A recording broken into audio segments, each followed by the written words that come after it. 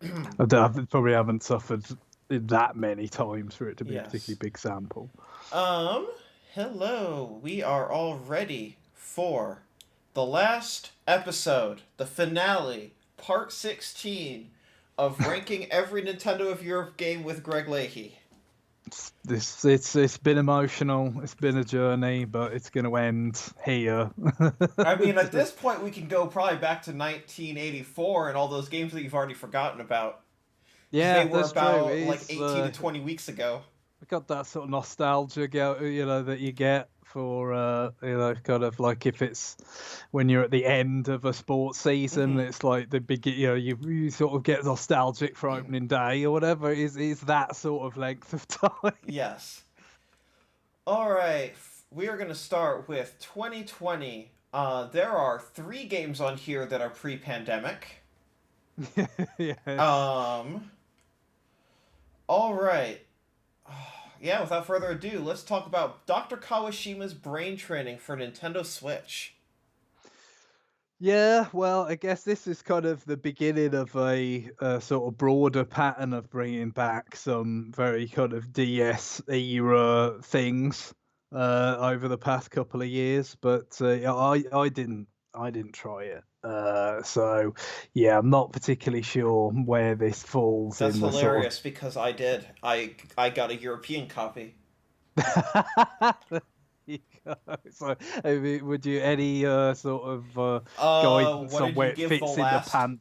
Yeah, where with the pantheon of Kawashima's brain training. Um, yeah, what did you give the one that came out in 2017? You gave it a 6. That sounds right. It came with a Mm, stylus. I didn't get the one yeah, with the stylus because I would have had to physically import it, and I was not that committed. it's a fair point. There is a nice thing about Switch era as opposed to the others. The sort of the shop importing is so kind of easy Yes. compared to especially with 3DS and the physical games are region locked and the stores are locked and all that. It's the flexibility has been good. Yes. So are we thinking a 6? Yeah, 6 cents pretty good there. Tokyo Mirage Sessions, Sharp FE Encore. Let's set a new record for worst selling Nintendo Yeah, it's RPG. amazing. It is amazing. I mean, I don't, I certainly wasn't expect. I was a little bit skeptical that it would come back because, it probably wasn't going to blow the doors off. If it did come back, but you would have expected some kind of, It's hilarious because there were so many more like trailers for this re-release than like almost any of the other re-releases. And like yeah. so many of them were say that it's Persona 5 without saying that it's Persona 5, and then it still tanked. Yeah, it feels like, they had some time to, kind of reflect and think about how they wanted to sort of the plan of attack for how to get this to sell better. Again, I'm sure their expectations were pretty, reasonable, but it must have been way below that, even though it was so kind of weak in the end, which is I a don't shame. know. There were a sizable number of physical copies sitting on shelves in the US. Really. Yeah, so Yeah. I don't know if they actually set their expectations correctly. I think just fundamentally it's that people just didn't want an idle game, like IDOL game. Yeah. Yeah, well, I guess so. Maybe it's something that maybe struggles to find an audience outside Japan, but gives it's something that reviewed pretty well. Yep. It's visually quite appealing. I'm still surprised that it's this low. Because it's so microscopic. It's kind of amazing, but. I was one of the few, the brave few, or whatever you want to say, that I didn't have it on Wii U because of the lack of. We talked about this with the Wii when we did the Wii U ranking, and I think we left that at a 7, didn't we? Because of the loading and everything, and so yeah, this is just going to be an 8, because the loading is a big improvement. Obviously, as I was about to say, that did not have like proper off TV play because it was using the second screen for the kind of mobile social media app stuff. Yep. And whereas this is just full portable play, And and it's a little clumsier, but it doesn't really change much.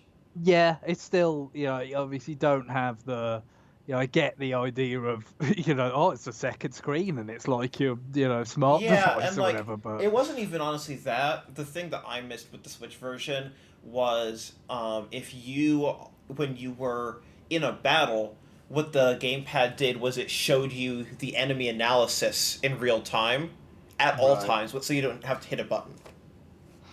Yeah. So I mean, it's there's some kind of losses that go with not having a separate screens, I guess, but just especially for my kind of Oh yeah, purposes, it was a big 100%. upgrade. But I think the really meaningful part is that load times thing, because that does Oh sound yes, really bad. it was It's kind of miserable on Wii comical. U, but it was yes, especially if you had it on a fast SD card on Switch, it was very good. Yeah, so yeah, I really quite enjoyed it. It was one of my favourite games of this very memorably unpleasant year. Um, Pokemon Mystery Dungeon Rescue Team DX. Yeah, so this is a remake of the first, like the kind of Yeah, this red is a and blue rescue remix teams. of Rescue Dungeon Red and Rescue Blue. Those came out in Europe. That would be '06. You gave the GBA one a 6, and you gave the DS one also a 6. Yeah, I mean, I think I just had a quick look at the demo of this, and it seemed like quite a nice style for a It's a remake of very it. But interesting art style. yeah, so it kind of looked a bit. I still haven't really tried the whole kind of the mystery dungeon or Mm-hmm. any of those sorts of games. So yeah, Etrian Mystery Dungeon. I'm saying yeah, your it's time true. is running out. Yeah, though that's also true. Yeah, because I mean there's a second one in Japan, but that's not. Yes, that never got localized because the first That one never got tanked. localized at all. Yeah, but yeah, there is still the first one. I'm not sure. I'm trying to remember if that had it, because some of these games maybe got were just digital only when they got localized. This But got a physical, at least in North America. yeah, that's the thing. It's this where But it does can get I don't complicated. know if you want to go buy 2019's Etrian Odyssey Nexus on cartridge new right now, you're looking at 3 digits. Oh yeah, it's ridiculous because they did little small print runs and Oh yeah, yeah, all the Etrian stuff, all the prices, like anything that is in demand, the prices for physicals were already jacked up a little bit before 2 days ago, and now they have all skyrocketed.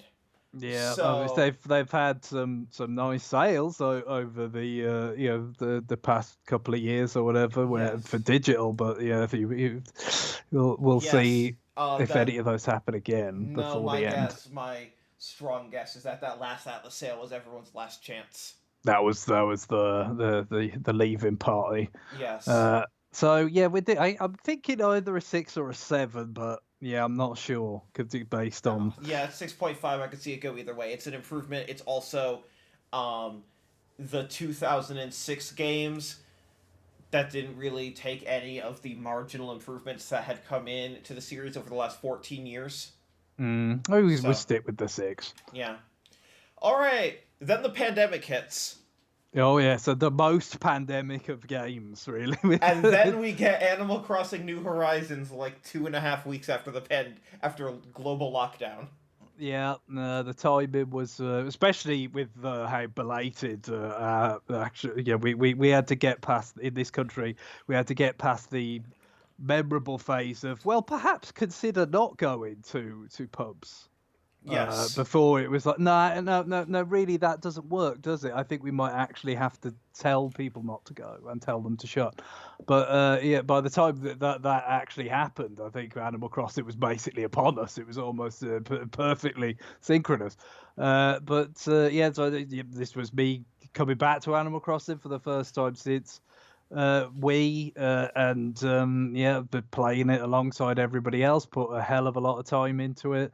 Very much enjoyed it. I think I'd go with an 8, just because maybe there were some things you just haven't played even back on Wii that felt like they were a little bit missing in this especially early going where definitely. it was just like, well, look, we've just got to get it.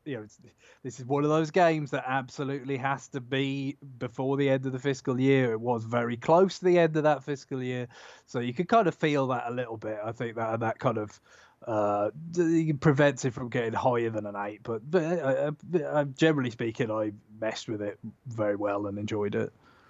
Okay. 51 worldwide. Oh, I'm sorry, I put that in the wrong one. Zettable Chronicles Definitive Edition. I skipped that one. Yeah, so yeah, I have this from like the last time it was on sale, I think, digitally, because it's like, well, it's probably not going to get any cheaper than that digitally, and I do want to play it, but I've not actually played it yet. I certainly will probably look at the future connected portion at the very least before we get to September with 3, so I'll be a little better educated on it at that point. But yeah, it doesn't. So it's hard for me to get really into the weeds on this. But my instinct is probably an 8, based on the fact that it is obviously kind of somewhat higher resolution, although different art style also.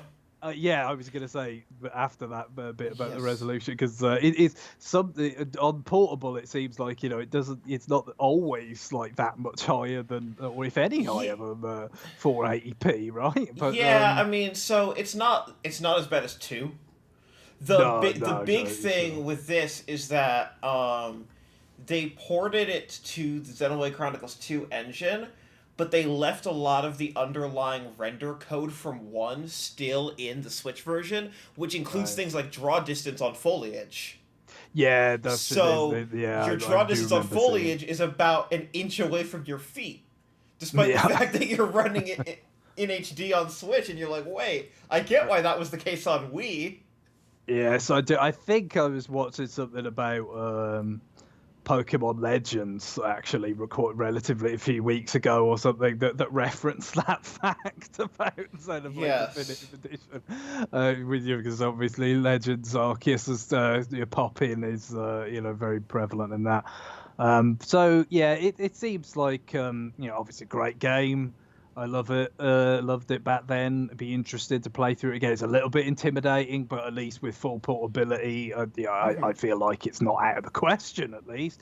And the future connected thing, could be interesting, but yeah, definitely without having played that, be able to say, oh, it's like really good.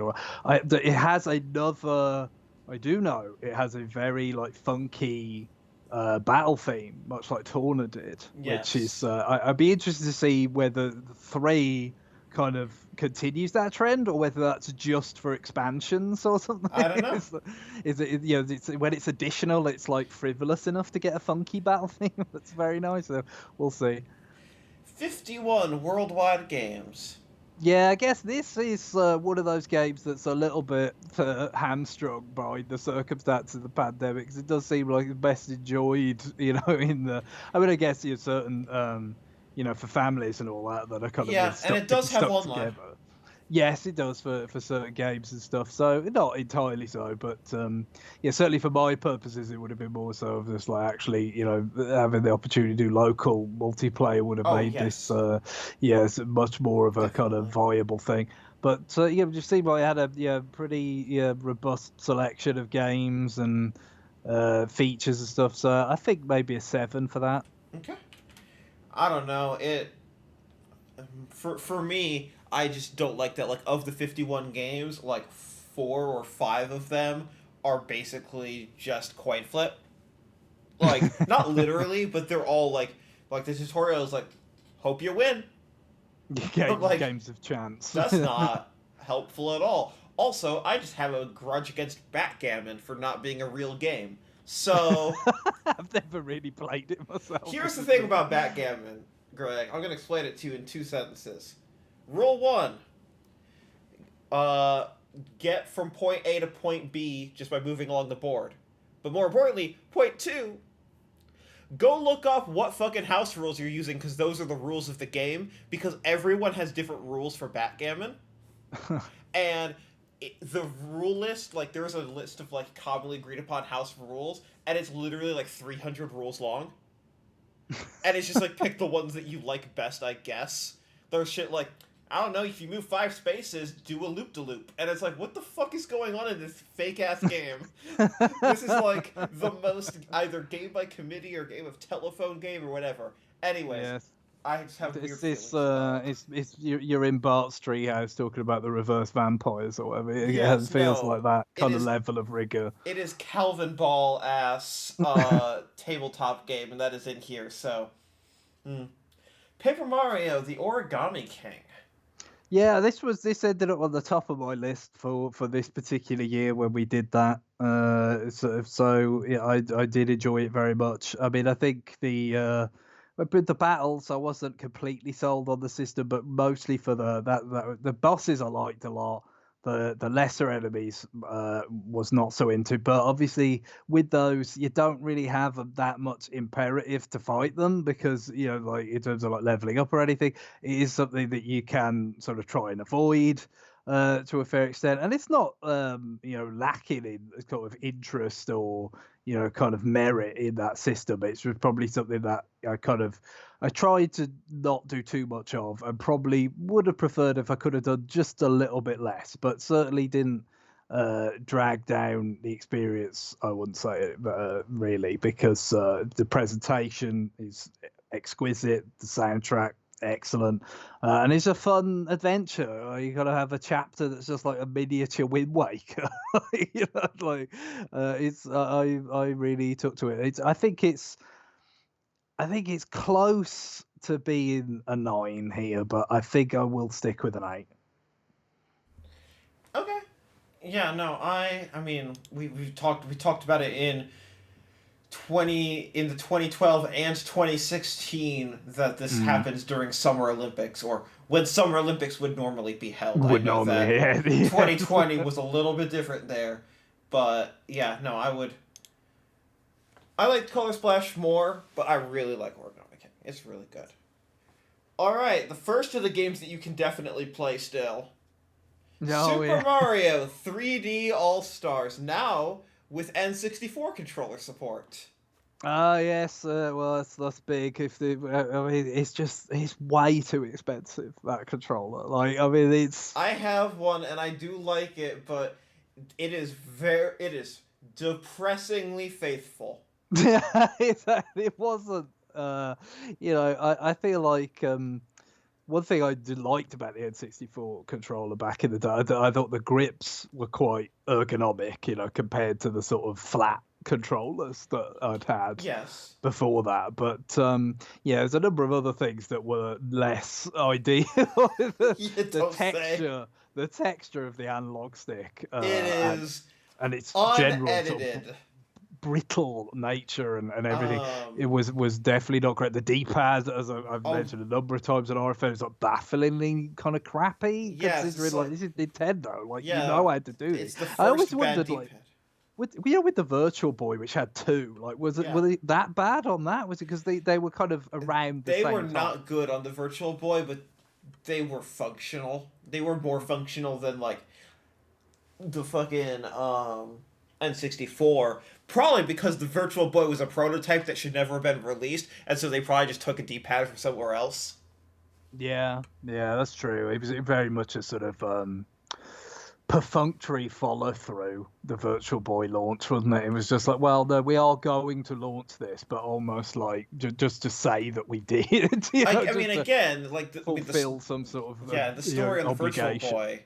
The story on the Virtual Boy is they needed to release a product, and Gunpei Yokoi was said basically it's not ready, and then they said like it looks like it has games on it, ship it. This did not mean it was ready, and in fact it was not. But yeah, Super Mario 3D All Stars. You've got Super Mario 64, which is on NSO, plus expansion pack. It is now, yeah. Yes, it wasn't at the time, but this is why you can't get it anymore. It comes with Super Mario Sunshine, which is a bad game. Which has that gets the widescreen, right? It gets widescreen, and it gets the ability to uninvert your camera. Yes, which is big. It supports the GameCube controller after launch, but we are counting that. And then the biggest thing is they went in and edited the audio lines so that it would say press the button to during the tutorials they didn't say the name of the button, which is chef's kiss. Just enough work to go in and like play it and realize, ah shit, we don't have a Z button, huh? And then but what if? Anyways, and then you have Galaxy, which is wonderful, although not everyone liked playing it with the Joy-Con.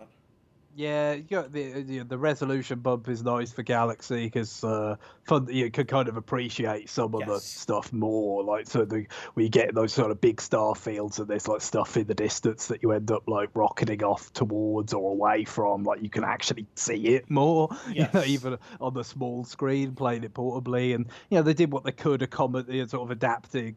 And accommodating the tall star bits kind of stuff with the touchscreen and portable. Obviously, it's a little bit awkward, but they felt like they did what they could with that. Not a terribly ambitious collection, but certainly, HD Galaxy gets a fair few points. So I think I'd go with a 7 on that. It's I mean, this especially 64 Galaxy are great games, but it's not, like I said, it's not the It's a bit kind of middle of the road in terms of the treatment that's been given here. So I think that's really what goes into the score. Pikmin 3 Deluxe, aka break in case of emergency when you need to fill something in your release window. Oh god. Yeah, at least this seemed to, unlike friends Tokyo Mirage Sessions, at least this did seem to give it a something of a sales bump. It's not that it's going to set the world on fire, but it's a very, very good game. And deserving, from my point of view anyway, of having a chance to sell it, because Pikmin in particular has sort of been a bit kind of star-crossed or whatever, and it's like GameCube, and then you had the new play control stuff on Wii, but those were never particularly kind of robustly or aggressively marketed and sold. No, games, especially not 2 in the US, which came out after the Wii U did. Yeah, I felt kind of grudging. Talking about like bits where it's like a perfunctory follow through. That felt very much like that. So yeah, good for it to be on a platform that was very vibrant, especially at this particular time. This is like Switch's sort of biggest day in the sun yet at this point. I think I mean I played the demo. I've kind of seen the Wii remote controls and like having the gamepad there and all that, which is how I played it the first time, was really great. And obviously you don't have that. You don't have the 2 screens. But it seems like from reviews and playing the demo that they did a pretty good job with their accommodations and whatnot. So I think I'd stick with the 9 on that. Okay. Hyrule Warriors: Age of Calamity. What would you give the frame rate out of 60? Well, it depends. Sometimes it's higher, sometimes it's lower. Yes. It's rarely is it half that. I don't think it's quite often below half, isn't it? Yes. So yeah, I mean I had this at launch. I played it a lot. There's certainly plenty of things I like about it, but yeah, I don't know.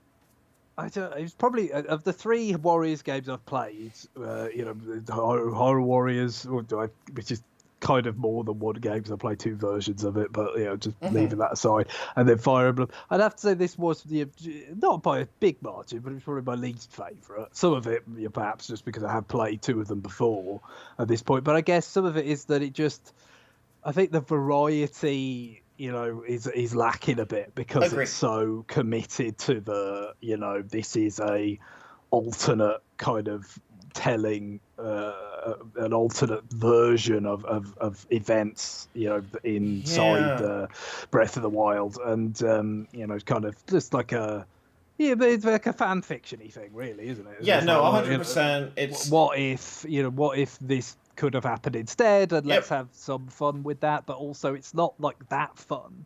Like there's a number of times I think I remember saying to James, it might have been off air, like where I'm just like passing through that bloody map, the menu screen that wants to look like the map from Breath of the Wild. I'm just like trying to analyze like where I can find like some particular kind of drop to fulfill a side quest or whatever. And meanwhile, the music is just like the world's ending, everybody. The world's ending. Like, I'm trying to concentrate. All right. Yes.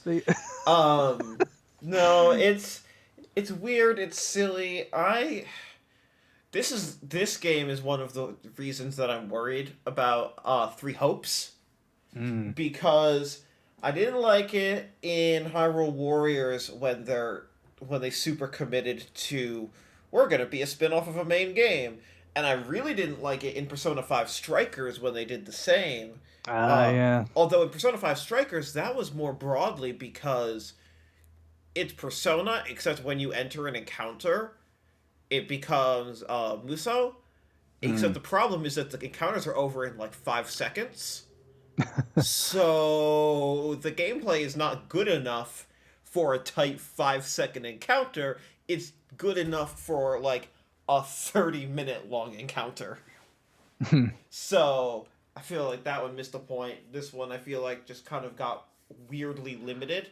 I also think the performance and stuff has got to be a big function of the fact there's like no, this is like in terms of the fidelity, like geographically and everything. It's just like no, this is literally like we just teleported a Musou game into Breath of the Wild itself. Like, and Breath of the Wild doesn't run at a locked 30, so. No, not at all. But then it's like here's mobs of enemies to kill in this, and I talked about it a few times on RFN. Like I just felt like sometimes with the camera and stuff, like it was getting into trouble because these locations were not designed to be Musou battlefields. No, they were not. And again, this game makes my partner very motion sick. So I could completely understand. Just like the frame rate and the stutteriness of the camera and.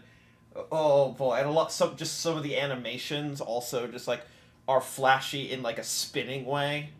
Yeah, so I think perhaps with Three Hopes though that might not be such a problem, because you're not so married to like no, this is like a Musou battle happening literally in that it's place. not all gonna be in fucking Garrick Mach.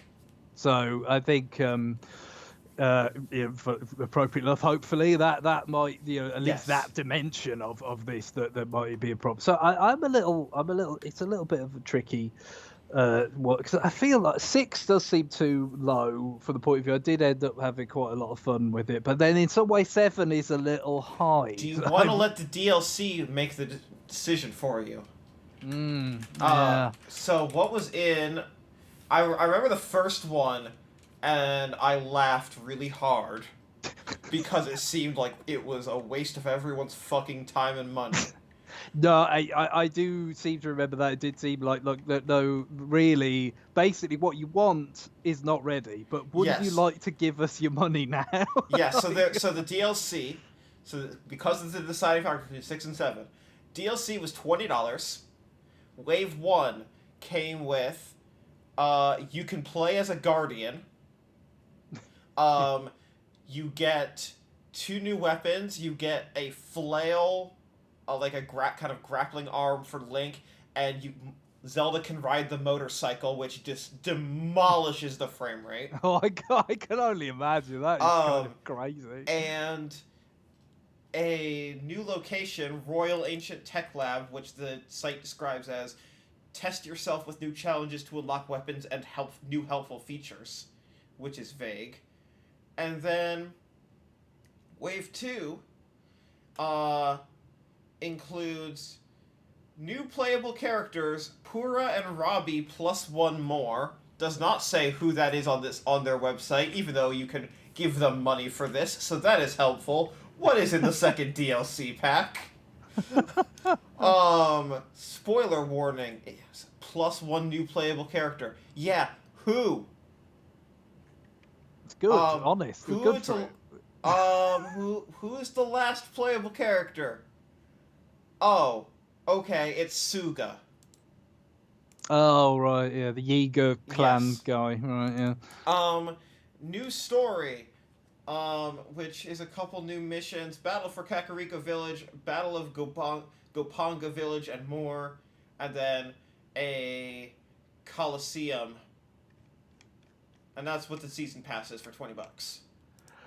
Yeah, it is a little harsh, but especially we don't have half. 6.5 would probably be where I'd go with this. It's one of the relatively few cases where I really feel like that if we had it, that would be it. But I'll go with 6. It's because it's still enjoyable within certain parameters and stuff. But it's just it didn't quite work all the way for me. I definitely like the sillier. Yes. And more varied, anarchic Hyrule Warriors than this. Oh, definitely. Fitness Boxing 2, Rhythm and Exercise. Yeah, so no idea about this one. How it iterates on the prior. Well, the last one you gave us 6. Do you want to just give it a 6 and move on? It seems like the safest thing to do. Yeah. Okay. Also, I just want to flag that I haven't hiccuped in 30 minutes, so I'm feeling pretty good about this so far. Oh, I knew it. I told you in the pre-show that this talking about the pandemic was going to get rid of the hiccups. Yeah, it's a proven cue. We'll have to remember this decades from now. Exactly.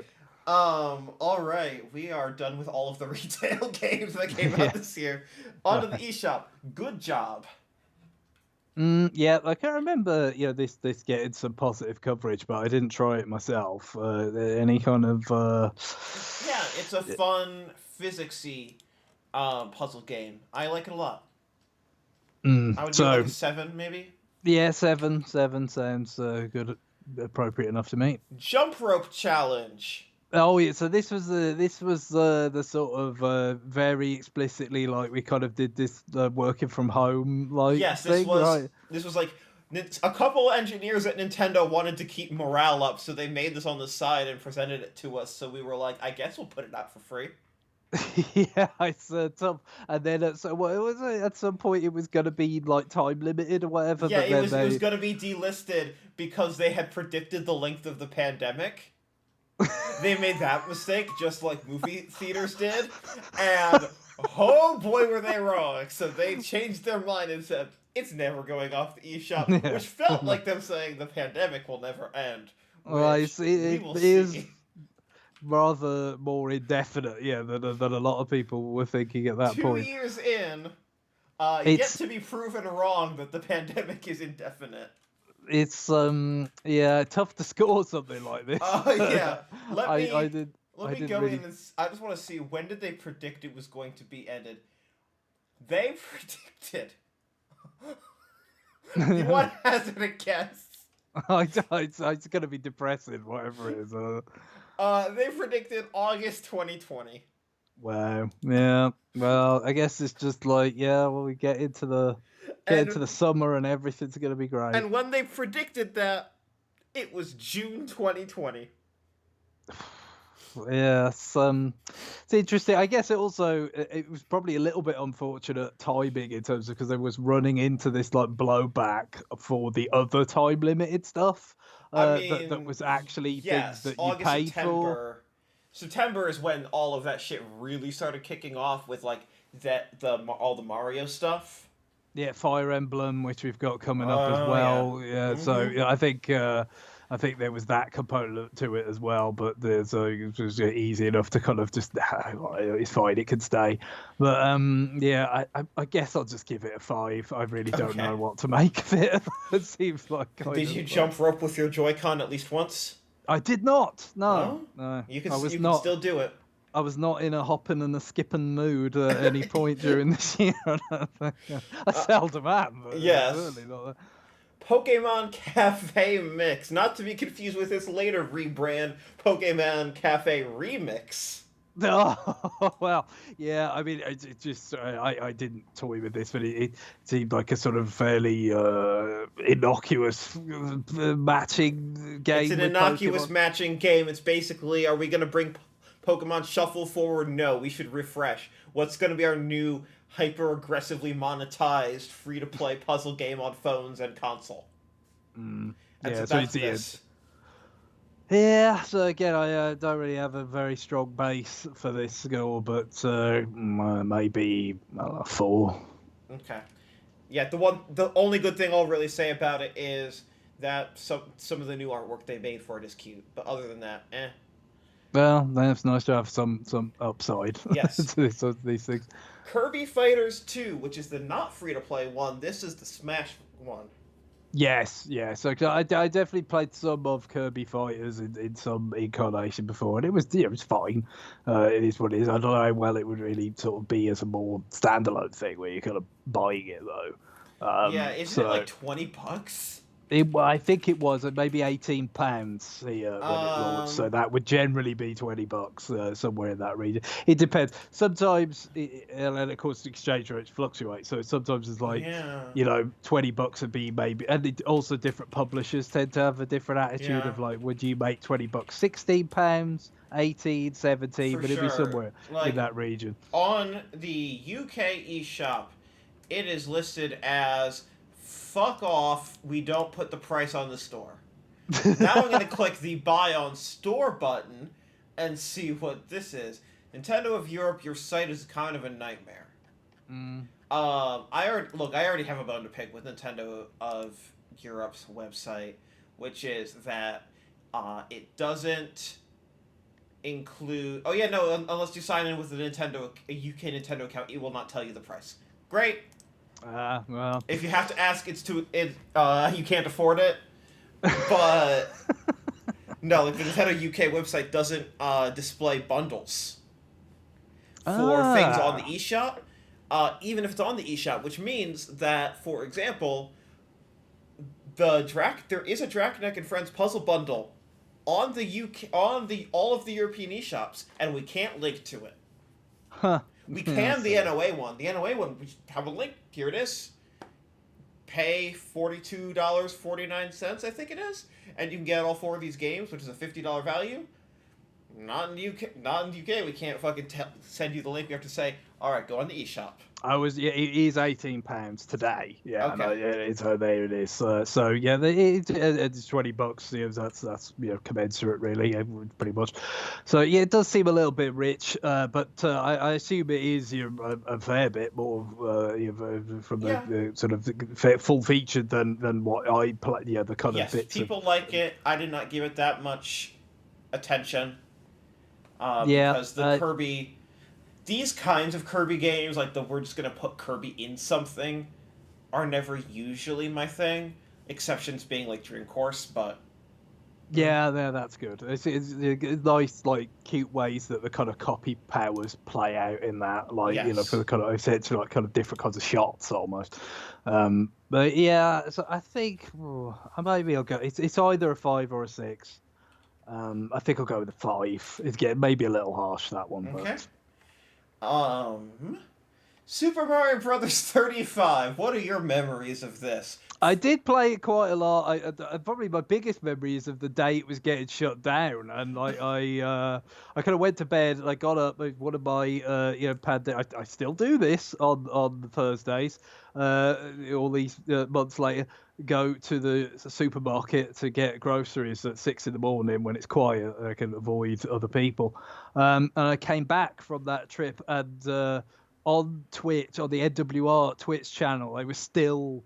Like, it hadn't been shut down yet. They could still get games, so they were still playing it. Like, what it must have been, like, 2 a.m. Eastern by the time I would get back from my grocery shopping there. And I don't know whether they're in the Eastern time zone or even where, on Pacific, it's getting late.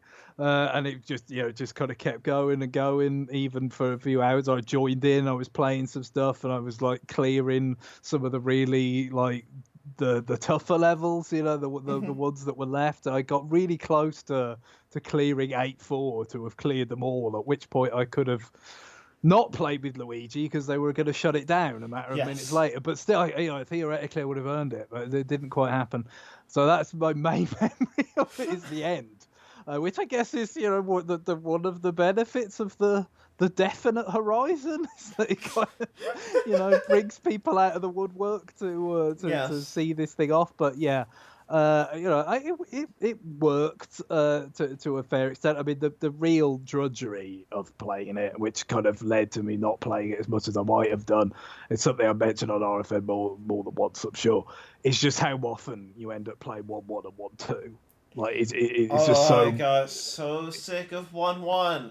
it's crazy, really, and it's like there's a sort of rhythm to it in terms of kind of building up your kind of stockpile of time by kind of Yep. if the enemies go back and forth and just finding the most efficient way to kill them and earn a bunch of time and stuff. But yeah, it just became so rote after a while. It was almost akin to like playing a Smash Brothers game where you just like fight in the tackling dummy for 15 minutes before the game actually starts. I mean, it was Yes. kind of like that, but on a more intentional sort of level. So yeah, but equally, when it comes down to the last few and the timer's running down really fast, and you're just kind of like doing, crazy shit, like you just like burning through your coins to like just hope that you get like a power up that you've already got, so it gives you a few more seconds instead, like because that's how close it's gonna be. Like it could be really really exciting. So it was this weird. It was more exciting for how bloody boring it was at the start as well. It's just a kind of a strange dynamic, but it is tough to score it overall. For the amount of fun I did have with it, I'd say I'd probably a 7 is probably around about where I'd pitch it. It's easy to imagine it being like better if it was something they were actually committed to like improving and Mm-hmm. maintaining over time. Obviously, they weren't interested in that. But on a fundamental level, it still had enough strengths. It's probably between a 6 and a 7, but I'll go give it a 7. Mario Kart Live Home Circuit. Yeah, so this is the one for your cats to chase or whatever. Yes. It's No, it's the yeah. one for your cat to knock down all the cardboard, which renders the game inoperable. Yeah. So yeah, very much. No, this is not something that I've enjoyed myself. Obviously, it seems like it'd be pretty fun to put together I don't know. and How big is your home? yeah, probably not big enough to make anything that Yeah, do you have appealing. a hard floor room that you can pretty much just clear off the floor of? Yeah, see, that's the tricky part, isn't it? It's just like, well, if you gotta like move like coffee tables and all this kind of, Yeah. it's not really gonna work at that point. But yeah, it seems like a kind of somewhat amusing product for the right use cases, but it's just obviously those are a little bit limited, and certainly I'm not really one of them, and it's not it's not cheap either. No, it Uh, is not. so yeah, not a great sort of information base to lean on here, but I'll give it a 6. Yeah, it is fun if you have the right circumstances. If It you certainly seems like that. if you especially if you are a parent of a child between the ages of 5 and 10 and you have the right circumstances, this is pretty much the best thing ever made. But if you are, I don't know, in your 30s or 40s and tired and don't want to move a bunch of furniture or live in a small apartment, this is not for you at all.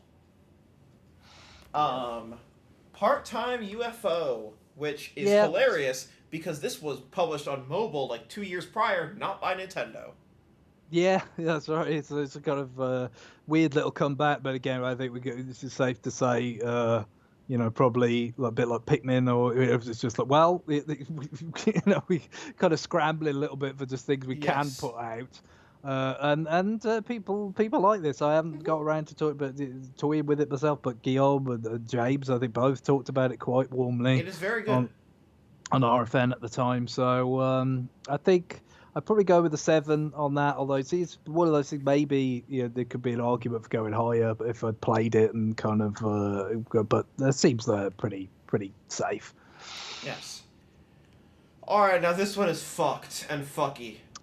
Yeah, Fire this is a Emblem. really strange one. Shadow Dragon and the Blade of Light is an NES game Mm.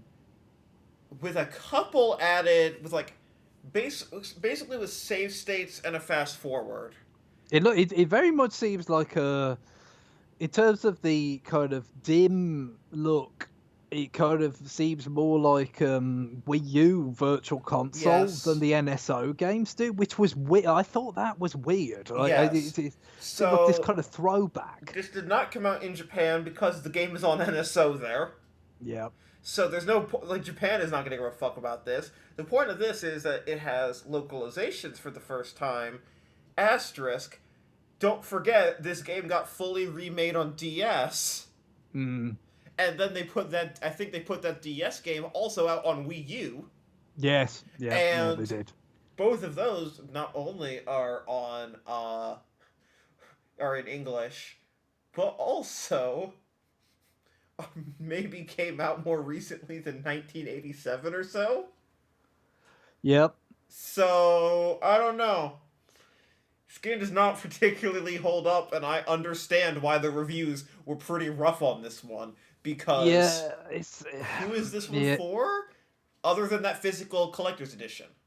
Yeah, that it did kind of feel like it's just like, well, because this was also like was this also sort of like, was there an anniversary component to this as well? Fire Emblem Anniversary. What is? Because that's Yes, a this lot was of the 30th anniversary. yeah, so because that's a lot of how they quote unquote justified the the Mario stuff. It's like, well, Yes, no, and that's why it went away. But it won't be the anniversary forever, will it? yes, So, and it came with a dust cover, a replica game pack, but not a game pack. Came with a download code. It came with this is all in the U.S. It came with a mini Nintendo Power collectible poster of what a Nintendo Power cover would have been if the game had come out. yeah, that's cute. It came with a replica game box, a replica instruction booklet, a map, and a big hardcover art book. And like that is cool, except for the fact that they made approximately 2 of them. Yeah, and to be fair, that really does seem to be, to me anyway, it's like that's the main thing. It's like That's the product. it's an anniversary. It's a cool collectible for people that like that. That ties into the anniversary. That seems to be Yes. like the main thing. I mean, it's there's no harm in having it digitally available Exactly. as well. I don't give a fuck though about the $8 ROM that you localized. I care about the rest of that, especially the art book. That art book is the thing I really want. But I tried really hard, and in holiday 2020, I was able to get a PlayStation 5 and a Series X, and I was not able to get the Fire Emblem Collector's Edition, which should tell you everything about quantity. Yeah, so it speaks to a level of resourcefulness, that's probably beyond most of us. Yes, like I got launch day on both consoles, and I did not get Fire Emblem, but I was trying just as hard. Yeah, so that. It's a strange. It is a bit of an odd product, and all that, and it's I suppose. Like I said, I just, the image quality thing kind of got me, because as you said, this game is on NSO in Japan, and I don't imagine it looks like that. Sure doesn't. So that part of it kind of bewildered me. Again, it's not like it's kind of emulation, but like they built this ROM hack because it has things like it has features that NSO doesn't, that you can do when it is not a ROM in an emulator. Like in the in-game menus, there is a fast forward option. So like so maybe it goes back to something maybe they were working on this a while ago or something. I don't know. Yeah. Like at one point it was going to happen for the 25th anniversary on Wii U, and then it just didn't, because the timing of that would line up around the launch of Earthbound Beginnings. That has some like features in it, but that were kind of similar, but they were actually in that kind of natively, right? Like the game running faster, or some of that kind of stuff based on relative to the Famicom version of Mother. So that did actually come out, but that's kind of what I'm thinking is like maybe you're right. Maybe this was going to be around Mother, like Earthbound Beginnings, and then it just sat on a shelf for 5 years. for Yeah, whatever reason. 50 to 2015 is just like pretty much abandoned ship kind of. I mean, you want to go back to 2015 and the 5.9 because we have such hits as Ultra Smash Amiibo Festival, Made in Blackwater, Amiibo Touch and Play, Gardening Mama 2, Happy Home Designer, Triforce Heroes, Ziplash, DDD's Drum Dash Deluxe, Pokemon Shuffle, Pokemon Rumble World, and Photos with Animal Crossing. What a great year that was! No, yeah, it's maybe just kind of got shelved, but it could have been part of that illustrious. I can see that. So it's tough to score this in some ways. But I'm thinking of 5. It's just my instinct on it, But you kind of. Yep, that's about the dip that I expected. Even though, there were fewer games, and fewer games does tend to mean higher score average. Yeah, generally, but you just lacking some of the big hits. I mean, it's one of these things. I guess if I was more kind of inclined to give, because I'm sure some people would give a higher score to Animal Crossing. I think you could definitely make an argument for that. That's probably the thing. Some people would give a higher score to Age of Calamity. I think there's an argument for that. So it could have gone higher. So it's just some that have skewed a bit lower there. But yes, I mean, what are most people playing on their Switch in 2020? It's not that they're buying all of these games. It's that they're playing one or two of them.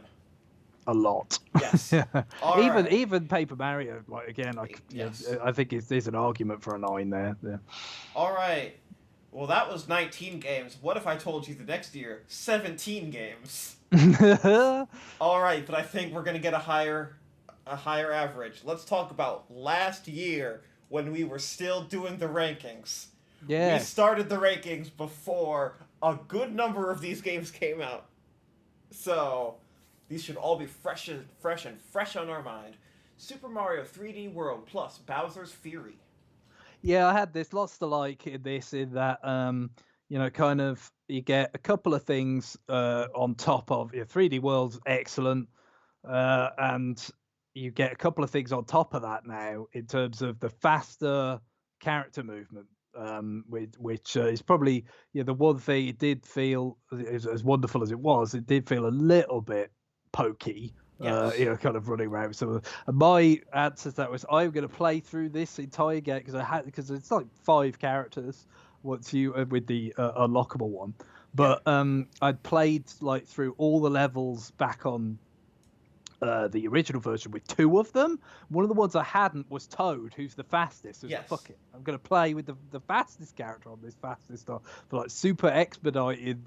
Go through everything. I did end up doing everything, including the last level, which is so hard with Toad. It's so ridiculous. Yes, that is not designed for Toad. That is designed for Mario and Rosalina, and Peach. It nearly drove me mad, but I wouldn't admit defeat. Yeah, Toad and Luigi, not meant for that last level. Yeah, I did it with Luigi the first time, but Toad I thought was harder because his jump he just gets so little air. Yes. And when you get to the very end, where you're on those dash platforms, and there's those like things that emit the rings of death. Yep. It just helps so much to be able to have a bit of air time, and Toad just doesn't have it, and it's but the increased speed and revisiting it and all that was great. Also had online play, which I was able to do a little bit of. A friend had bought it, and I was able to kind of go through the campaign with him. Up through kind of beating the quote unquote final boss, with Meowser on the tower, and then a few levels into the kind of post game stuff. That was fun, and then you get Bowser's Fury as well, which I wouldn't say I was in love with. Like, it's this is what Mario should be in the future, but I still enjoyed it. I thought it was kind of an interesting. A compact spin on a kind of 3D Mario concept. Sure. So I mean, definitely there are times where Bowser kind of shows up too much in his, kind of furious state or whatever. It's very. If anybody's ever seen the Godzilla film, Godzilla versus Destroyer or whatever like that, it's it's Meltdown Godzilla. Basically, it seems like a pretty explicit reference with the color of him and all that. It's just where it's very sad. The end of that film, if you've ever seen it, because Yeah. I guess it's like I think it's 40 years after the original, and they kind of maybe thought it was the last one they were going to make. And Godzilla goes into meltdown. Jesus. It's interesting, but an interesting pull for them. But overall, I think I'll go with the 9. It's there's a lot to like in this package, and a great way to revisit a great game. Bravely Default, the sequel. Not for the sequel. Not the other sequel. The sequel to Bravely Default. Sequel. Yeah, so I didn't get around to this. James talked about it on the show, and it was somewhat warm on it, I think. But not unreservedly so. But so it was something I certainly considered. Although, as we've talked about before, sometimes when someone else gets to it first, it kind of it backburners or something, which doesn't help. Yeah, I had a little look with the demo and stuff and all that. It certainly seemed much as what you'd expect, really. So I think I'd probably go with a 7 on that. Okay. New Pokemon Snap. Yeah, I had this. I enjoyed this. It seemed like something that needed to happen eventually. It was just have a Pokemon Snap game with higher fidelity graphics and more Pokemon, and it delivered. Yes. I mean, it was pretty kind of conservative. I guess didn't try to do anything too crazy with the formula or anything like that. And it just when it's the first one in 20 years, I mean, you could it feels like the final product name was the entirety of the pitch document.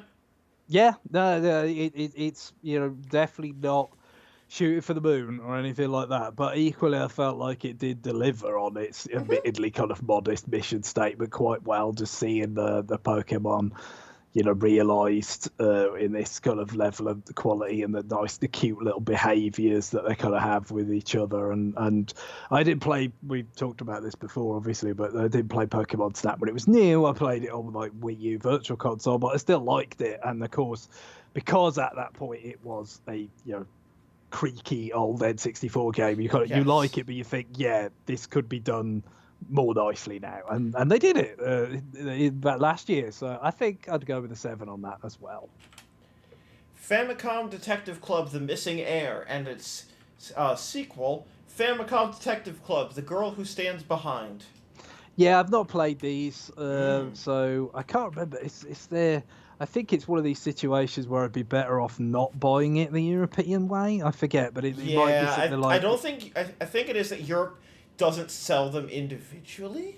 Yes, I think you're correct about that. So it would, whereas like if with the American model, isn't it the case you could buy one and then sort of you could then buy a second one at the discounted price? Yeah, sort of like what they did with Bayonetta 1 and 2. So it's like the combined price, I believe, in Europe and the Americas is commensurate. Yeah, it's on par. But the Americas will let you try one.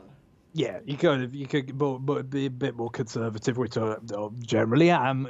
Just sort of like, well, let's see what I get. But with these, really, I was kind of put off by the fact that in terms of getting to them quickly, by the presence of Great Ace Attorney Chronicles, which I've still, haven't really barely even begun to get, deep into or anything. Goodness.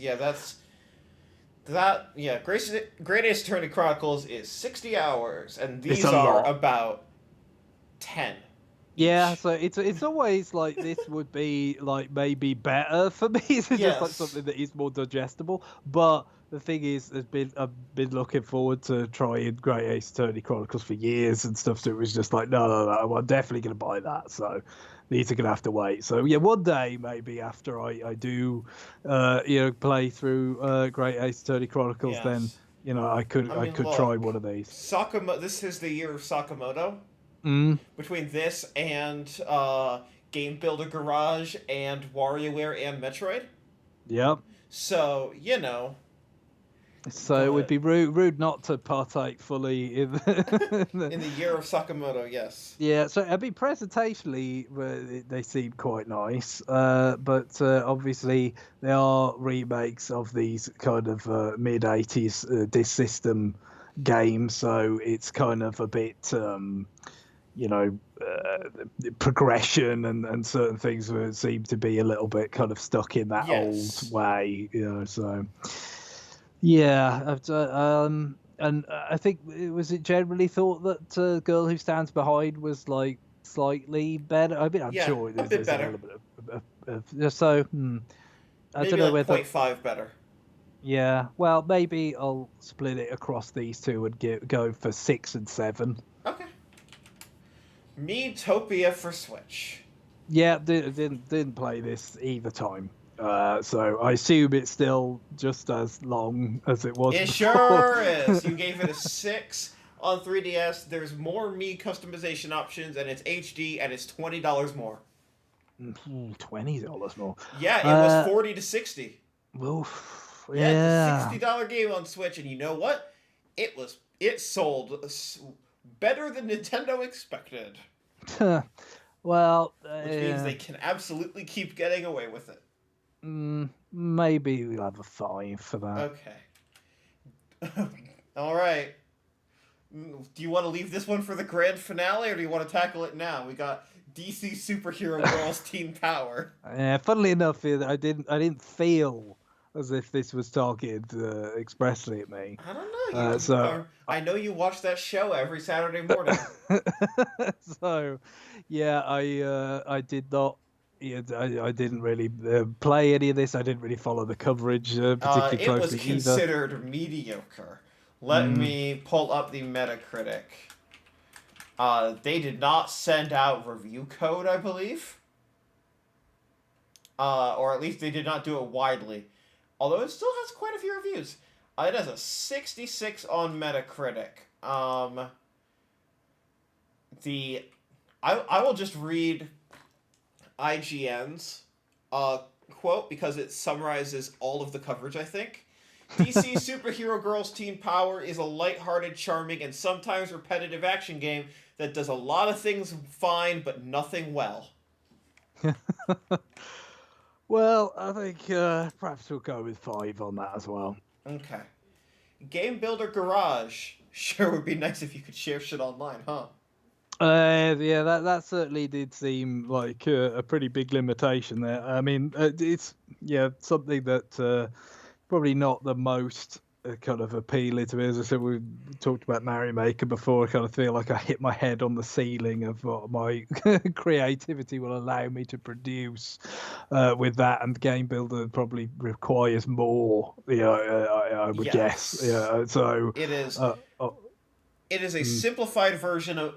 It is a very simplified version of the PlayStation experience Dreams. Right. Yeah, so it's another one that's very much not really for me. I mean, I saw more coverage of this than, say, for instance, the DC. Yes, did you download the demo? I think I did download it. I'm not sure I ever actually got to it, though. I played the demo. I didn't mess with the full game because, full disclosure, there was a work thing where I was doing a lot in Dreams at the time, and I didn't want to unlearn things. Right. Like, I was... Because Dreams, like, Game Builder Garage is kind of like a logic toolkit, and Dreams is a game engine. Right. Dreams is bonkers because you make assets on the PS4, and then you make the music on the PS4, you design the levels, you do all the programming on the PS4, just using a PS4 controller. You build an entire game, like, from start to finish, like, all of the aspects. That's so much work. Or you can pull already made assets and music and stuff from other users from an asset store like Unity. Right. They made a game engine. Is why, like, if you remember that game being advertised vaguely for a couple years, and it would just show up in like a Sony presentation for like 5 minutes, and then by the end it was like, yeah, that was made in Dreams. We're moving on now. And people are like, well, what the fuck is Dreams? It's because it's hard to say. They're making a game engine. Yeah, no, it's just that's just insanely ambitious. And again, I'm sure there are people who do incredible things with that sort of thing. But it's just Oh, sort 100%. of, Dreams is great. even this is probably too intimidating for me. And it's, as you Yes, said, this is a much very simplified version of that. much more pared down, pared back kind of thing. I think I'd probably go with 6 here, but again, with due deference to the fact that I'm not in any real. I wouldn't even be in position to judge it if I had it. The fact Yes. that I don't. What about Mario Golf Super Rush? Yeah, I've not played this yet. I do actually have it now. It was on sale in Japan, and so this was round about the time when Japan were doing the cut off for being able Yes. to tack funds on. So I thought, you know what, that's probably Uh, about as cheap as do it'll you get. know by the way, do you know the current workaround for that? I don't. Oh, I will tell you No. after this call. Oh, that's juicy. But in terms of Super Rush, yeah, I got it, but without the particular feel of like, I'm going to play it urgently or imminently or anything. But Mario Golf, I like it, even though everything I know. John talked about it on RFM. You kind of TYP talked about it a little bit on an episode of Radio Trivia. And TYP knows his Mario sports games. Yep, sure does. So it's not. So it doesn't seem like it's particularly kind of everything that one might have hoped for. And for someone like me, who's very wedded to the way it used to work, it does seem like a little bit of a wrench to kind of take it out of that traditional time button press thing. It's still a part of it, but it's just it works a little bit differently now because it's like, well, they've got motion controls as well, and they need to kind of make it kind of even playing field for people who are using the two different kinds of controls, I guess. So I will at some point presumably would have been able to give a more educated kind of score for this, but I think from everything I've heard, and they did add some things in some free updates, but I think perhaps a 6 for this. Okay. The Legend of Zelda Skyward Sword HD, now with fast travel if you pay 30 extra bucks. Yeah, I mean that's the kind of bit of a millstone they tied around their own necks for that. In terms of just like, yeah, I mean it's just bloody silly that just a PR own goal as we like to say over here. But it's I've not played it yet. I imagine I will eventually because I do. I played through it a second time in the early days of Wii U. It's just like, just play it through the Wii U, and I played it on the harder difficulty or whatever. So I have already played it multiple times, but of course at this point that was many years ago. So it's been a while.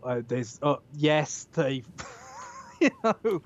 they gated a potentially nice kind of feature off with admittedly a very nice looking amiibo figure. I do like. I'm holding it right now. The Zelda design is cute in Skyward Sword, and the Loft Wings I always quite like. There's what are they called? It's a shoe bill. What's yes. It's a real life bird. Which it's basically a shoe bill. Weirdly similar, like it's like I wouldn't have until I saw them. I wouldn't have believed a real bird could look that similar to a Loftwing, but they do. Yes, and so it's a cute figure, but still, yeah, interesting choice. But there are other, from everything I've read, kind of like streamlinings and some of the bloody like. Telling you what everything is every time. Yes, it's specifically like they didn't change anything in the core level design. Yeah, like they didn't do what they did in Wind Waker, or Twilight Princess even, where they actively remove content that is extraneous and gets in the way.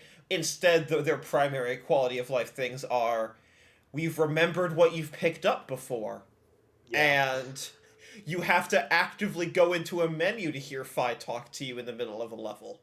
Yeah, so it's certain things, and I guess like the frame rate and these are there's enhancements there, and it would be, and portability as well. I think is I can't imagine I'd be getting through Skyward Sword kind of bloat non-portably, even though Even though it's not the ideal control mechanism, of course. Control-wise, yeah, that's the thing. I mean, it's nice that they, because it's non-trivial to actually make accommodations for doing it without the motion controls. But yeah, obviously the game was designed around those controls, so it is, in general, that's, and I guess you could still, it's not like a one or the other thing like for an entire playthrough. I mean, I guess I could still like try a few bits here and there, with the Joy-Con, but there's no way. It is a long game. It is too long. You go back to places too many times. We talked about some of these things before.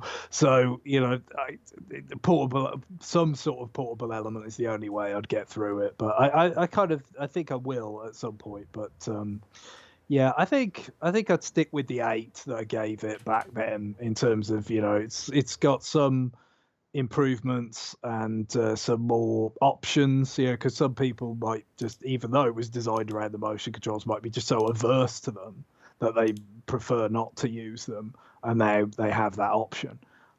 So yeah, I think it's, maybe obviously it lacks some of the impact that the original version had, so you could shade it down, but then it's got some improvements as well, so it kind of just balance it out at the same score. Awesome. WarioWare, get it together. Yeah, I quite like this. It's a bit mixed, this whole sort of change of having on-screen characters and kind of this more like physics driven kind of gameplay where there's almost like different ways to even get a mini game correct, not just with different characters, but sometimes even with a particular character, like where it's like get water out of something, or so I've said it on RFN. I've played WarioWare a fair bit more since, so I still feel the same way. Like it's not. This kind of alternative take on WarioWare is not as elegant as like real WarioWare, if you want to call it that, like WarioWare Prime or whatever. It's not as elegant. It's kind of a bit more awkward, and I guess it's trying to mainly to get this kind of true like simultaneous multiplayer kind of thing going on with it. But I don't begrudge it that for the fact that it is different, like and it's something that it gives it a more of a fresh feel, because especially with WarioWare Gold, like where you're collecting up so much of the three core games, Touched and Twisted and the original, that's pretty much just as far. I don't know what more you, especially with how good Twisted was, like how much more you could do with the core WarioWare template than they kind of already collated together in that game.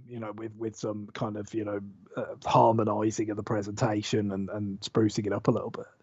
So you're kind of left with having to do something a bit different, and I think this mostly worked, even though I didn't actually get to play multiplayer. Because, it is chaotic in multiplayer. I can only assume it would be, which is I'm sure the desired effect. Oh yes, that's not unambiguously great. Like chaos can be bad, to say the least.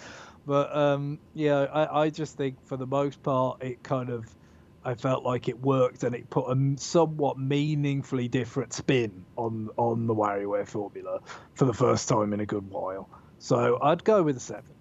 Okay. Metroid Dread, now with baby mode. Yeah, now rookie mode. Yeah, I am disappointed it wasn't literally called baby mode, because I mean the baby is an important character. Yeah, it's a reference. Yeah, you could have just had a personality quiz at the start. It's like, are you an expert, a bounty hunter, or a baby? Yeah, or the baby. Excuse me. Yes. So I'm looking now. I'm thinking about people doing a Photoshop of 3 men and the baby, where you've got those guys with the little baby Metroid.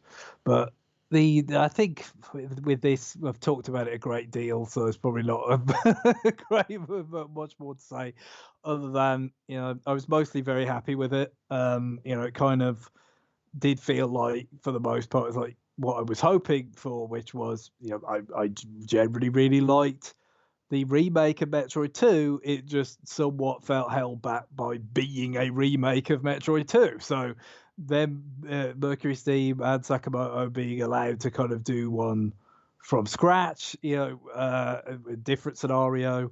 Although, see, at least ostensibly a scenario that they dusted off from several Yes. years ago in the DS era, that it could be even better.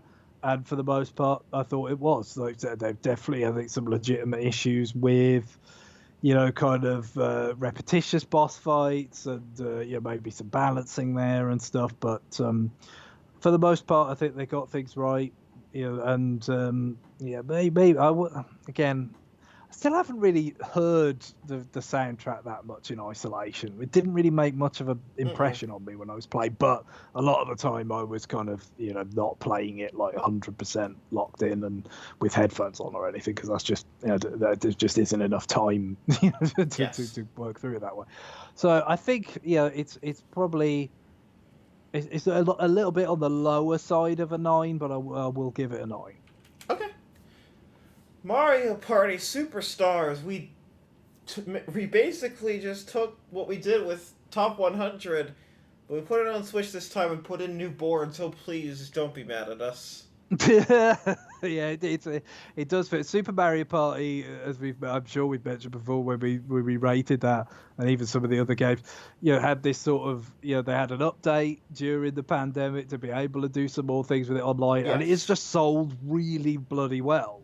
So I guess when you're faced with, maybe a bit of a thin lineup, and it's just like, what's something we could do? Yeah, it's sort of dusting off that Mario Party, the top 100 sort of playbook, but this time let's actually do the kind of nostalgia boards as well, and you gave kind of the top 100 a 3.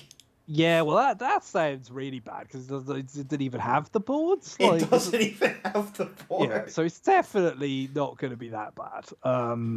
But again, Mario Party is just a total blind spot for me, almost. I mean, what did you give Super Mario Party? You gave it a... When did Super Mario Party come out? Was that really 2018 and not 19? Good lord. It was. You gave it a 5. Yeah, probably 5 again. Yeah, that sounds right. I think that's what we're going to go with. Again, all deference to the fact I'm pretty much Mario Party ignorant, but that's just the reality of it. Shin Megami Tensei 5, my favorite Nintendo game. Yes, well, I guess it's a bit like some of these others where they, I mean, it was in that presentation like so long before, again, so it's something they were committed to bringing to Switch eventually. This is so funny because Atlas USA literally in 2020 rebranded as Atlas West and increased distribution through Europe. And then the next year, Nintendo is still putting out one of their biggest games. Yeah, like I said, I guess that was the deal was done. Yeah, that's my guess. A while ago. Yeah, but it's I still haven't quite finished this. I've put quite a lot of time into it. And I've talked about it plenty on RFN. I really, really like it. I especially like these sorts of the kind of exploratory areas. I think they're really well done. They really they feel, quite designed, in terms of, it's not just like, oh, here's a space, just go and do, like everything is really quite meticulously sort of put together, but it's still kind of aesthetically feels like, the sort of ruined world that it's meant to feel like. It doesn't feel too orderly where, it's like this like pristinely put together level by level designers, but at the same time it is, just like a really compelling place to explore and get into battles. And I'm really impressed with that. As you might expect, the battles are very good. The biggest thing, I guess, for me being like this being my first real SMT game is like the demon recruiting angle and all that, which is quite fun. And you get quite saucy dialogue quite a lot of the time with and it's funny because even in Persona 5 reintroduced the talking into, it's not in 3 and 4, the demon negotiation. They took it out to All simplify things, and they put it back in 5. And even in 5, like, it's not as, like the demons in their negotiations don't tend to get as aggressive with you as they do in SMT, which I love, because SMT is very much like a weirdly brutal tone of game. It's very, like, oppressive. And that is one of the things that I very much like, that this game did not compromise. No, absolutely. The atmosphere is really quite strong, like with the sort of like somewhat distorted kind of instruments in the soundtrack and all that. It's like really. It's like it's consistent, but it's not so like unvarying that it gets like boring to deal with. A bit like in one of the sort of mid areas, like you'd get that moment. I think Guillaume talked about this, where you just like suddenly find yourself in this really pleasant like forest grove. Yes. With the Pixie King or whatever. Like it's just like like that's you're just bobbing along, and then you're almost like on a slide, and when you come out of the slide, everything is really colourful and beautiful. It's like it really kind of hits you when you've had this otherwise like very oppressive atmosphere. But yeah, I like it. It's a shame I didn't quite manage to finish it before doing this, because I wouldn't rule out the idea it could go a little bit higher, but I'd go with an 8. Yeah, I mean, my feelings. Everyone's feelings are going to vary. My feelings is that the last 3 hours are the weakest 3 hours of the game. So, okay. Rewind. 3 hours in my playthrough. It's going to be a lot longer for me. I don't know what that is for most people. It's like the sort of layers of the dream in Inception. Like Thread's up there at the top, and then we're like another layer down. I have no idea how my playtimes on these things are always so fast. Anyways. I think, at least relative to me, I think a fair amount of it must be confidence that you have I know these games. I know that I've got a pretty good idea of what to do, and I've just got the confidence to have an approach and go with it. Whereas me, I'm like, well, I don't know. There are only two SMT games I have not played. They are both Japan only. One of them is an MMO that got shut down. And one of them is the original Xbox exclusive for Japan that is also a bad game. Should we go with Tensei 9? Yeah, right? 9 all caps. Yes. Not the 9th SMT. No. It's not. And yes, that game, 1, is bad, and 2 was originally pitched as a multiplayer centric game. And then the multiplayer got canceled. And then the multiplayer eventually spun off and became the MMO. So they just had a half-hearted single player that they sold for only in Japan, only on the original Xbox, which is region locked. James is calling me a coward for not playing 9 in the chat. I have looked into playing 9 on many occasions. So more than it probably deserves, I would venture. But also, everyone I fucking talk to says that 9 is the worst SMT by a long shot, and it is trash. And I've played all of the Demi Kids Game Boy Color and Game Boy Advance games, which is when SMT and Atlas were like, oh shit, Pokemon, we have a lot of monster designs. Let's quit working our side of the street. We got there first. This is, we got to get in on this. So they made Pokemon for kids with the SMT demons. And it's all about like fucking satanic rituals, and those came out in English. The gumption is worth something there to actually. I have played all of those, so I can talk a lot of people's ear off about SMT. The only blind spots are the MMO that you cannot play that spun off of 9, and then 9 which is also definitely deserves SMT5. yes. So points for the Nahobino character design is great. Yes. It's such a cool design. The flowing hair and the Yes, no, it's just if you're gonna be stuck looking at the back of a character that's all the time, exactly it. It's like they're it's like, pretty all much. right, Could it be any better? it's a That regard? third-person action game with big open worlds and a lot of traversing the environment. We gotta make it somehow interesting. Um, yes, for sure. Pokemon Brilliant Diamond and Pokemon Shining Pearl by Ilka. Yeah, so yeah, they actually allowed themselves to farm out a remake on this And occasion, it went and okay, I guess. yeah, well, commercially it's going Oh, okay.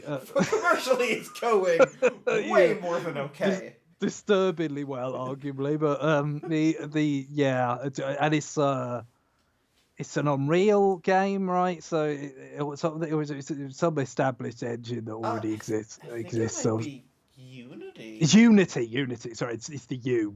That's me being silly. Yeah, that's right. I'm pretty sure it is a Unity game, and Yes. it's like very like breakable as a result. Oh, it launched so goddamn buggy. It was hilarious. You could clip into areas of the you could recreate bugs from Diamond and Pearl, despite the fact that it did not carry over that code base. But like people were like, this part of the map design on DS was very susceptible to being able to clip out of bounds and get to meet legendaries that are supposed to be distributed through events that are like way down the line if they ever do them at all. I wonder if they put those events there. I'm gonna clip. Oh, I can still clip out of bounds here. Okay. Oh shit, they're still here. I can do the exact same trick I did in 2006. 15 years later. So yeah, it definitely seems like it was Oh, something that they just wanted to get it done it and also dusted. came out. It came in nuclear hot. The Oh, if you play that one, so the game leaked. yeah. And it leaked before the day one patch was up, and so there were a lot of people talking about this game being like the most unfinished Pokemon game of all time. Of course, they're playing the game, but like the final soundtrack was in the day one patch. The opening movie, like the attract mode, was in the day one patch. That So much definitely shit. that's super hot. That is coming in really Yes. late. But yeah, it's yeah. So I do. Do we ever think? I strongly doubt it. But do we ever think that there's like an element of like what they used to say in intelligence about feeding people a barium meal? In terms of like you feed bad intelligence out there, and then you see where it pops up to figure out, Yeah. how it's being passed around. This is like with the pre-release version stuff. It's just like, well, you just get to know like who's been pirating this. Well, Like, there's that, but I mean, how many people talk shit about how unfinished it is? I mean, the other thing is like again, here's the thing about Pokemon is like with any of these games that have come out at retail, like I mean, Metroid Dread, take that as an example. Like Metroid Dread doesn't get to finish development a week before it launches because it has to go into global manufacturing. And the manufacturing cycle, and then it gets on boats, and then the boats have to get to their destination, and everything has to line up for a simultaneous global street date. So that means that the actual like the 1.0 development time has to be a pretty significant work back. For Pokemon, when you are manufacturing the initial cartridge allocation in the 10 million range, you have to get that 1.0 in for like a November launch, probably in like July, if I had to guess. Like, you are like, there are probably months of development between what is on that cartridge and what is going to be played by players on day one. Yeah, I guess they must have their reasons, but it's still, I've said this a few times on RFN, it just shocked me that both those Pokemon games, in some ways, they couldn't just like wait a little bit closer to the end of the fiscal year. Arceus is weird. Arceus is very weird that they picked January, because again, with most of this shit, it's like, okay, we're planting our flag because the game can't shift, because then that dictates the movie and the anime and the card game and the plushes and the yada yada yada yada yada yada yada. But like, you just had a Brilliant Diamond and Shining Pearl. I know. Like, you could have let that sit and let the Sinnoh Renaissance dictate the rest of the IP for 4 months instead of 2.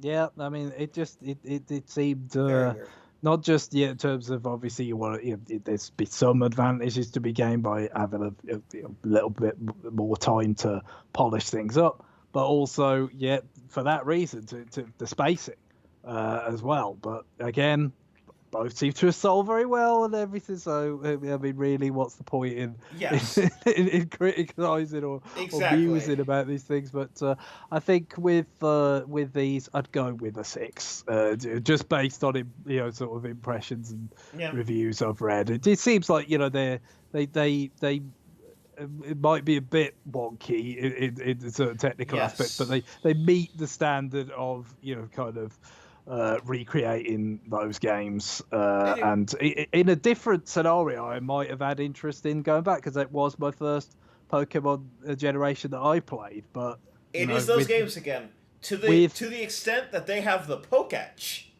Yes. And it has step counters, like all of those weird low rent DS like bottom screen faces because they couldn't put much in the way of rendering power on the bottom screen because it was all going to the top screen.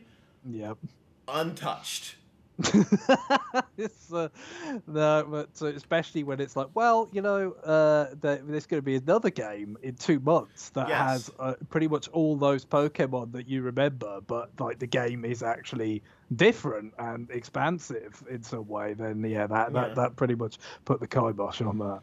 All right. What about Big Brain Academy? Brain versus Brain. We started with this particular segment with brain training, and we're pretty much finishing with this. Continuing the theme of the sort of in the middle. We had the clubhouse games, and this sort of DS renaissance. Exactly. So this one in North America did come out physically because there's not a stylus. It's sold for $30. 5 days it took for Best Buy to slash it 33% off. That seems, couldn't wait They couldn't wait more than 5 days to slash the price. Precipitous. But and then you go to fucking Nintendo's financials and they're like, sold over 1 million units. We're really happy with it. I'm like, what the fuck was that then? I don't know. I mean, the one thing about obviously there's a regional dimension. We must assume, maybe just certain markets just kind of carried it, and then the world of American retail is quite different from that of elsewhere, perhaps. But I mean, in general, probably just from the old days when on DS, I'm sure we covered this, several weeks back or whatever. Several years ago. Where it's about other people that I knew had like big brain training and Big Brain Academy and stuff, and kind of Big Brain Academy always seemed like marginally more interesting and like an actual game and kind of unpretentious. Big Brain Academy on DS a 7. What did you give the Wii Degree? Oh, Wii Degree. Yes. You gave 4 Wii. I'm sorry. Yes, that's right. Europe didn't get Wii Degree. Yes, that was a North American. Because it had to get invention. localized, so you can't call it Wii Degree in languages other than English. You gave that a 7 as well. Yeah, I just for some reason I'm tickled by the idea of somebody kind of conflating the idea of Wii Degree with the 3rd degree. Yes. So I mean, just stop giving me the Wii Degree. I have talked about the Big Brain Academy IP at work multiple times over the last few weeks for multiple different contexts and reasons, and I feel like I'm the only person that knows it exists every single time, even though I've talked to my coworkers about it like 2 weeks prior. They're like, what the fuck is Big Brain Academy? Yeah, I get, because that's the thing, especially because like with the way that like brain training was known by different Yes. things in different places and stuff. I see for some people it probably just got subsumed into like, isn't that just another name for brain training Or or brain age, yeah. yeah, exactly. So yeah, that's it. It just kind of, I don't. I mean, I'm pretty sure I managed to keep it straight that they were separate things over Yes. the years, but I can certainly imagine other people not doing so. I think I'm probably going with the 6 on this one, but just the little kind of impressions I've gathered and Yeah. reading about it, and then yeah, play a little bit of play the All egg. right. And now for your game of the year, 2021. The one that you didn't talk about on the podcast because you just, not because you didn't play it, but because you thought that the listeners would be sick of hearing you talk about how much you love MOBAs and competitive online games, especially on phones and on Switch. You got your battle pass all lined up. Tell me all about Pokemon Unite.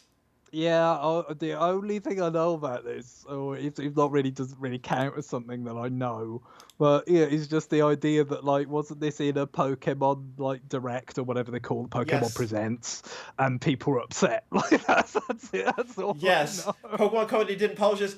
James, that is correct. Nintendo, just like Pokemon Quest, Nintendo puts it out on console, and Pokemon Company puts it out on mobile, just like Pokemon Cafe Mix and Shuffle and all of these other weird ass things. If it's on Switch, it's published by Nintendo.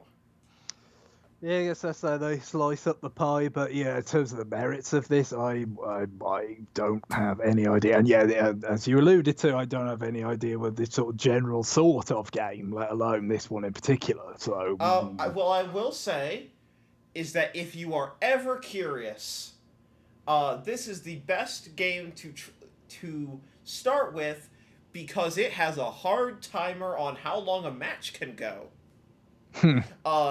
You hear about League of Legends and Dota and how matches are like, yeah, that was a short match. It was only 45 minutes. And I couldn't get up during that time. And you're like, I'm sorry, that's hell. This has a 15-minute timer on every match. And there is no chat. You can only spam positivity. Because they know. They can know only MOBAs. spam the emotes from Triforce Heroes. Yes, exactly. But, no, I mean, it is, I think it's 5-on-5? Maybe 4-on-4. Basically, it is, you are, like, the end goal is you're trying to pick up a ball and carry it to the end. And so it's kind of like a sports game, except there are... One, you are attacking your opponent, and you and your opponent are constantly fighting for possession and that. But then also, you're leveling up against NPCs that keep spawning through the area. So, you are leveling up, you are buying upgrades, and 5v5, says James, thank you. But none of it is persistent beyond that match. So everything is a 15-minute increment. Outside of getting new characters, I believe, like new characters and cosmetics are the things that you can buy. You can also buy the new whatever characters are currently free or on a rotation. So that if you do play regularly, you can have played with all the different characters just without having spent money. You just can't always get free selection over whoever you want, unless you pay. But again, if you wanted. Am I saying that you would like MOBAs? Probably not. If you are ever curious enough that you want to spend 30 minutes seeing what the fuck a MOBA is, this you can get 2 full matches in, and this is the best place to start that I've ever seen for MOBAs. Well, yeah, that's that because yeah, that's I mean that sort of length is if when you don't even know what you make of it. 100%. Is very intimidating. So something that caps that is definitely that's a pretty legitimate point. I think. That was the appeal. Like that is a lot of the fundamental of what a lot of people were talking about when this was coming out was like, oh shit, there's an entry level MOBA. And it's Pokemon, which, of course it's Pokemon, but oh shit, there's a MOBA where, especially for that first week, no one knew what they were doing, which was also already very good. But then also, like, there's, like, if you play, you can play with friends, which I don't recommend, or you can play randomly, which will do skill-based matchmaking, so that's very welcome. The problem is if you do friends, even if you squad up with only one other person, you're getting matched against people who are also squatted up, which means that you are probably matching up with people who are on voice chat with each other. Yeah, coordinated. And if they are coordinating, they're taking it more seriously than you are. So, that is why I recommend not playing with friends. But other than that, like, it's on mobile, it's on Switch, it plays pretty well. Again, it's free, you can pop in for like 15 minutes, play, be done. So, yes, it is a very good MOBA, but it is a MOBA. How are you going to score this last game in this entire series? Yeah, that's tough. I've been adrift for a fair amount of this, admittedly, but this last one, sort of appropriately enough, no idea what to give it. Yeah, I mean maybe 7. Like okay.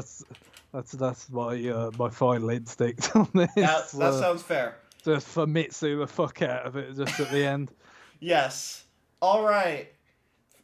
That is our rankings. You have ranked every game Nintendo of Europe has ever put out. Yes. You sure have. Now, if you're on a podcast and you're referencing a game, you can be like, you can hear what I thought about that.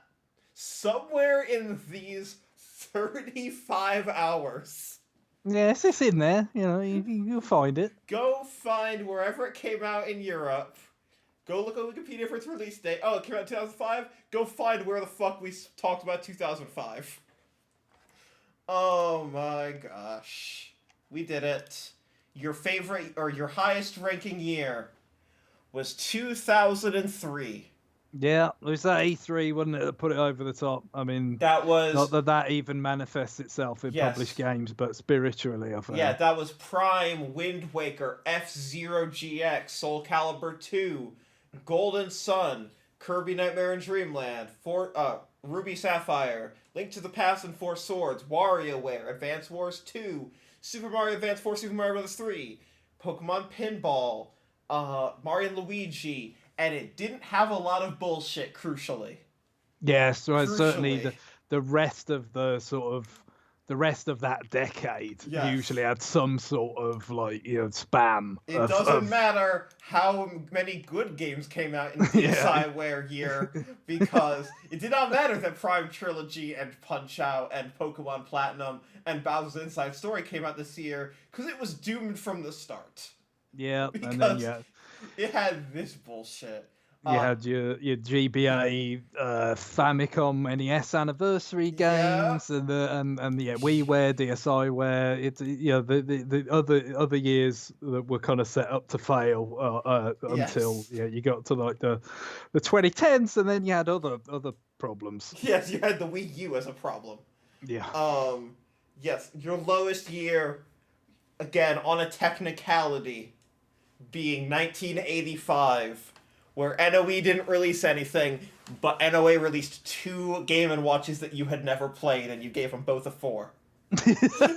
So on a technicality, 1985 with a perfect 4.0 at your lowest. Yeah, well, it kind of really doesn't get going until 87. So that's where, that's where we had our. Although apparently, didn't know in particular that other countries had actually had some sort of distribution of NES before. Yes. We had ours in Christmas in '87. I think that was pretty quick after it was available in the UK. But other places had already had it. But that's really when things get going. I mean, you go to '86, you have. But that also means that you get to bury all of the fucking black box games in one year. Did Bersala release anything? Yeah, that's where some of this is coming out. The problem with Bersala is that the Game & Watch records are nowhere. Of which Game & Watch is Bersala distributed and where, because they were just fucking buying them wholesale straight from NCL. They were not doing anything to them. Yeah, just distribute essentially. Um, but yeah, like this is where you got to put Stack Up and DK Junior Math, so that when you got to 87 and Punch Out and Super Mario Brothers, it didn't fuck with it. Yeah, well, of course we did have, yeah, for the first, because again it was quite a while ago, this era, but for the first so many episodes of this, we had the whole like, does this game have to get marked down because of the effects of 50 hertz? Oh yeah, no, The mode that's and the all that. first like I don't know 5 of these episodes until Yeah, like we're maybe no we're probably not even probably by episode 5 we're still not out of N64.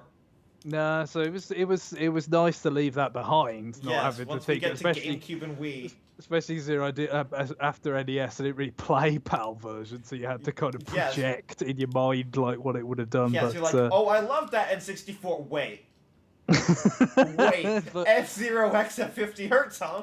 I mean, I do wonder.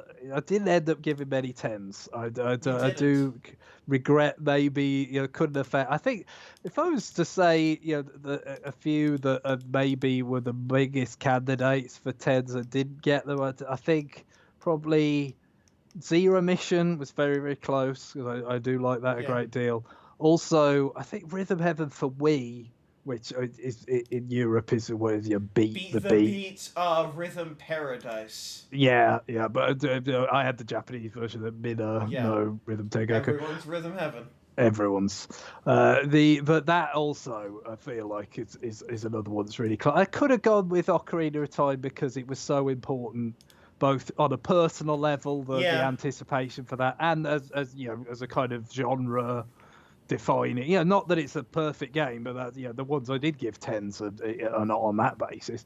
But so I think that's probably the three that, in retrospect, or at least the closest. But it's Yeah. sometimes you're just not quite there. But I didn't give that many nines. To be fair, You didn't give a lot of. You gave a lot of 6s and 7s. Yeah, it's a bit for Mitsui. Not a lot of. Almost nothing below a 4. Almost nothing above an 8. No, I mean some of that is obviously because of what Nintendo does. They're not Yes. generally in the business of just shoveling out complete crap. I don't know.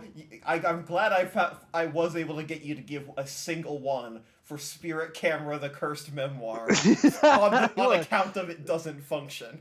Yeah, well, I mean, you can't really argue with that. I think function is just one of those things, isn't it?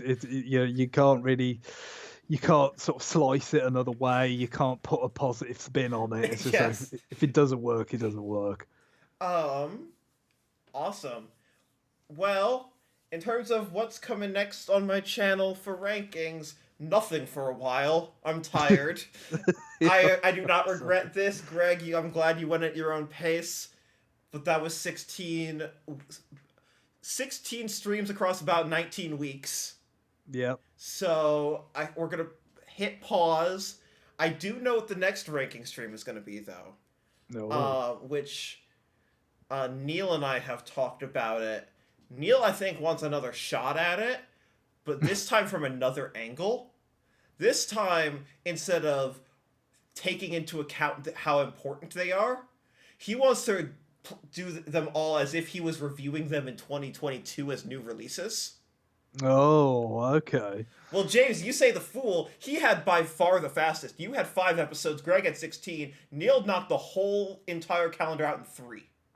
Well, I mean, it's definitely Neil is a very prolific, or has Yes. been a very prolific reviewer. So Yes, he's he got knows most of them off the top of his head. So that's why the knowledge and Exactly. just the willingness to just like, yep, I just can boom, boom, weigh boom. I'm confident in this score. I'm confident in that score. weigh this up and knock it out. Yeah. Exactly. But so for example, like the thing that came up to this was just as a preview. He was saying, if I was doing a first round of Seren rankings, I might give Ocarina of Time a 9 or a 10.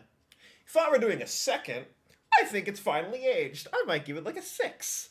And I'm like, oh boy, we need to do this stream. Oh, and then you're gonna get into some like sort of second order kind of stats of like, okay, let's track the spread of like Exactly. how different I they are, think and what I'm like, gonna do is I'm gonna literally use Neil's existing, but just add another column yeah, and and then say, all right, we're gonna put them side by side. We're gonna keep what you scored before, and this time, if you were reviewing Disney's Beauty and the Beast, a board game adventure for the Game Boy Color, as if it was a new release in 2022, what would you give it? and then, I guess you could have like a sort of could get to a metric of like which eras have aged the worst or Oh, I best. know that answer, and it's a Game Yeah. and Watch. But yes, no, 100%, and that'll be fun. I might I might take that opportunity to give my own rankings, because I also have never done my own rankings, even though I know what I would rank everything. Well, Um, I have to say, it's I often felt like people might be more interested in what you would rank, considering you actually know more about these things certainly than I do. uh, I don't know. Sometimes I'm like people. I oscillate between the two moods, which are people don't care what I think, or people do care and I shouldn't say it because Nintendo is a valued business partner. It depends on if it's That's positive or negative. yeah, If it's yeah. positive, I loved that game. If it's negative, with a few exceptions where I will be vocal because I think that everyone else is playing a fake video game. I'm looking at you, Xenoblade Chronicles 2. I have no idea what game people are playing that they like you. Um, but with a few exceptions, I'm like, like, was I the biggest fan of new Pokemon Snap? Not especially. I think they could have done more with it, but Nintendo's a valued business partner, so I'm gonna keep my mouth shut. Like things like that. Or like, did I like Pokemon Legends Arceus that much? Kind of maybe liked Shining Pearl better in a weird, fucked up way. But again, valued business partner. So who could say? But that'll do it for tonight, and that'll do it for the series. Thank you so much, Greg, for. I don't think you knew what you were committing to when you said I yes. thought it would take a while. It has taken a bit longer than I hoped in some ways, but yeah, this is what this is why I don't do reviews, and this is because it just everything takes too long with me. That's it is a problem. It is a limitation I have. Yes. Well, you've given me my new end screen, which is the Donkey Kong climbing out of the hot tub that is the Game Boy Color. I mean, it's an excellent end screen. I like to think that when the like last TV broadcast go out about the meteor that's about to strike, somehow that will be the last. Not like a flag in the wind on a summer's day. It'll be that, and I'll I go. don't know Yeah, what artist at Rare made this, but thank you for when your when fucked up contribution. when that day comes, I'll look at that image and think, yeah, strikes about the right tone, to be honest. Yeah. Thank you, everyone. Goodbye. Goodbye.